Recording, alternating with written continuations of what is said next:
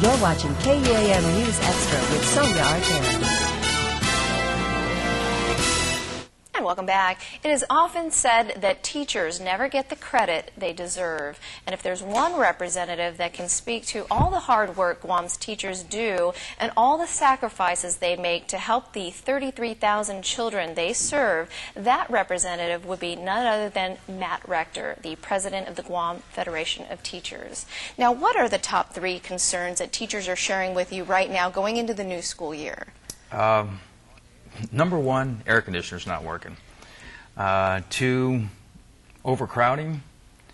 And 3, basically lack of preparation at the schools. Classrooms are dirty, the repairs haven't been done in time, et cetera, et cetera, et cetera.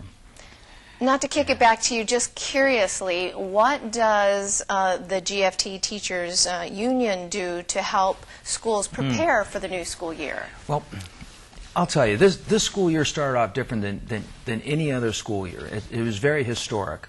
Last Thursday, Louis Regis and I sat down in front of every principal from every school and said, hey, we're going to try something different this year. We're going to work together with the union to make the system better. And we said we expect every teacher to do their job and to follow every word of the contract, and if they don't, we expect you to do your job and write them up. But by the same token, we expect every principal to follow the contract, and if you don't, we expect Louis to write you up.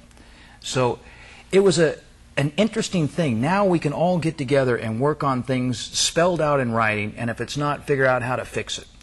And that's an exciting way to start.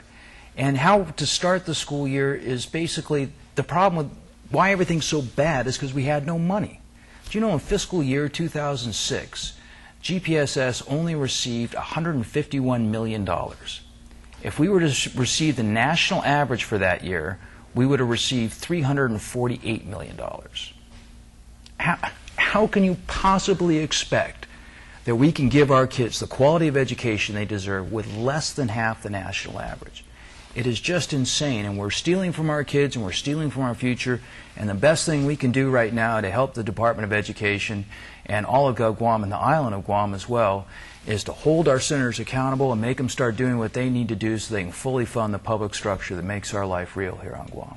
But part of doing that is making sure people are who they say they are and have the qualifications necessary. As such, substitute teachers, it's always been a big concern. We've been lately told that certain substitute teachers are not having to undergo the drug certification and police clearance. Is that in fact true? I heard that rumor too, and I don't know if it's true or not true. But generally our level of, our standard for substitute teachers is probably close to the lowest in the nation. Generally in most places, substitute teachers are actually certified teachers, whereas on Guam, a substitute teacher just has to have a high school diploma. And which makes them not a substitute teacher at all, it makes them a babysitter. And whenever anybody says, whoa, we have a long-term sub, no, you have a long-term babysitter in the classroom. Now, could we have substitute teachers? Yes. If we filled up every class with the appropriate quantity of fully qualified teachers, then you could use our retired teacher pool and have them fill in as substitute teachers. They are properly qualified for the job. But currently we're in a world of hurt. We're so short of teachers. I think we're close to about 400 fully qualified teachers short in the classrooms. Wow, that's a shame. Yeah, it is. Where are we currently at with the after-school deed program? Well, that's a good question. The deed program, they were going to fill it with on-call long-term subs, and because they thought they couldn't afford it. And fortunately, you know, the union's about solving problems and providing the quality education that our kids deserve. So we sat down and said, hey, this is not what you want. DEED is supposed to be an educational program, not a babysitting program, right? It can only be an educational program with a fully qualified educational professional in that classroom helping our kids learn after school. And every study says that's what you need to do for it to be successful. I mean, heck, it's an award-winning program. The only reason it's award-winning is because we have fully qualified educators in there. So we sat down and worked it out actually today we got our lawyers together and all the great minds together and figured out how to deal with the funding issue. Unfortunately, when they wrote the grant, they didn't include that teachers will get paid their full hourly salary for teaching after school, as well they should. They're professionals. And so they didn't include that, so the grant had too little money.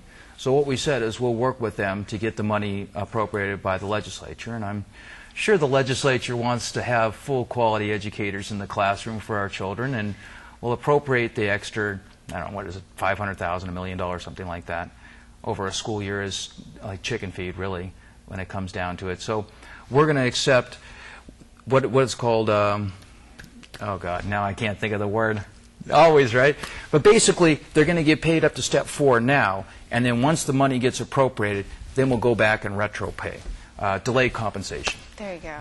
Now Just one more hurdle you have to cross, so many. Well, now, exciting. just how was Louis Regis' first ever education address received? The answer to this question and other school preparedness concerns.